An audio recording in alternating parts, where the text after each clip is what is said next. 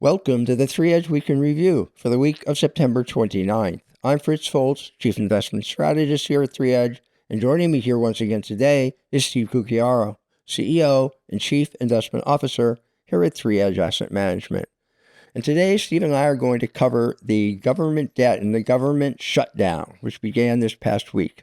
And we'll discuss how we got here and what a prolonged shutdown could mean for the economy and the markets. And as always, we'll discuss how investors might consider the shutdown in terms of their own investment portfolios. We have a lot to cover today, so let's get started. Steve, it's been 7 years since the last government shutdown, which was actually during the first Trump administration. So maybe it would help if you could just start us off today by describing how did we get here and what causes a government shutdown?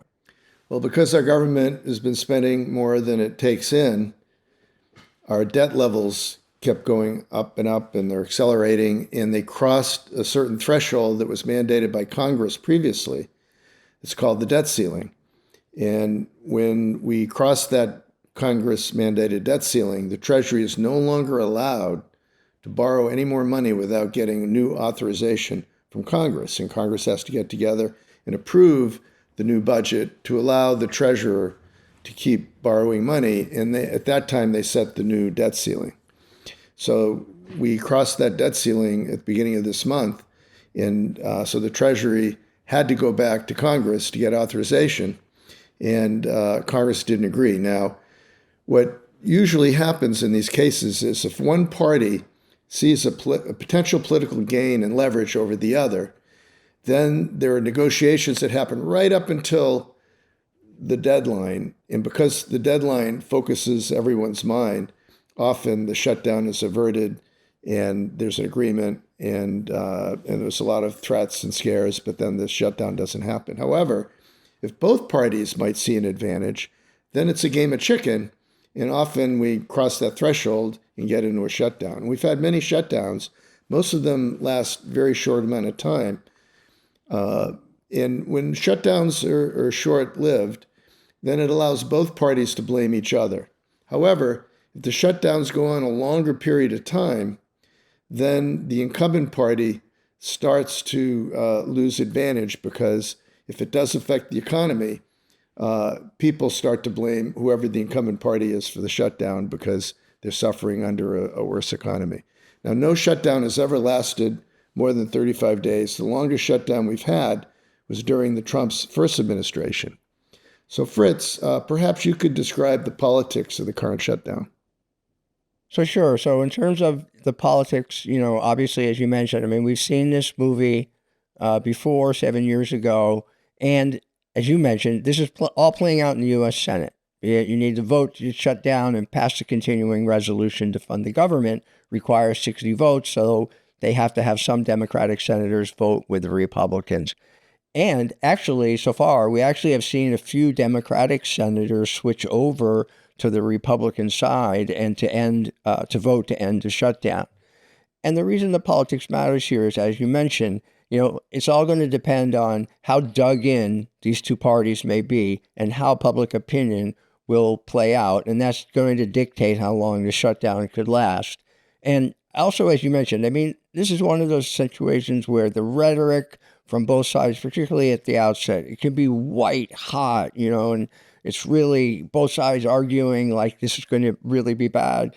And then they usually will come to a resolution.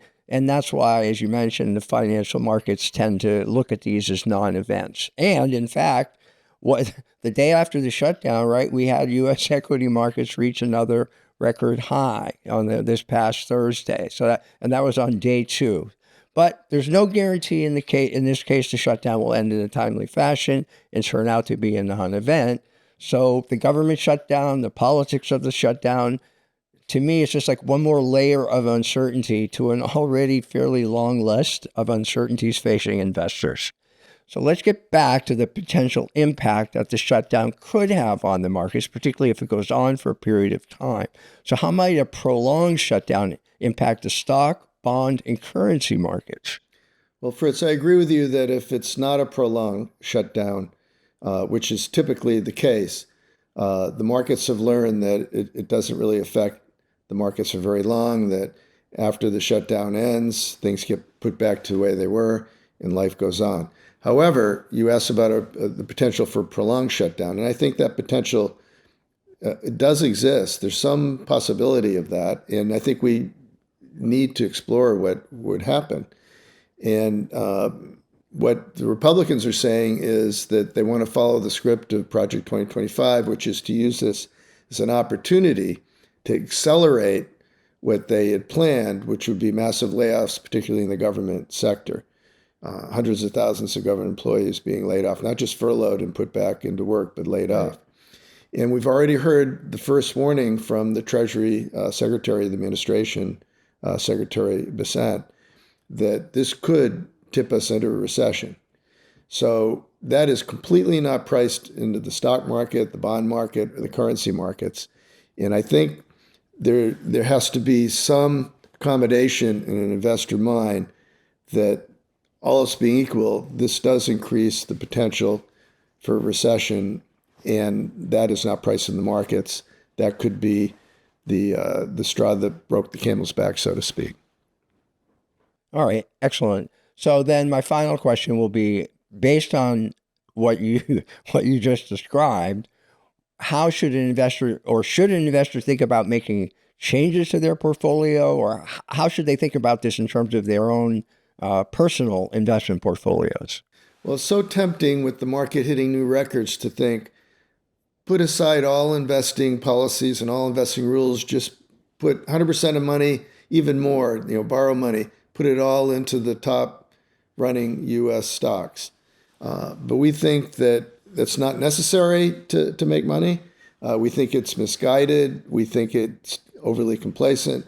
We like our current strategy of maintaining a targeted diversification, which, looking at our equity allocation, we're favoring certain international markets that are relatively undervalued to the U.S. We're allocating to hard assets to protect from the falling U.S. dollar and the heightened uncertainty. And the shutdown just adds, like you said, one more notch in the long list of uncertainties.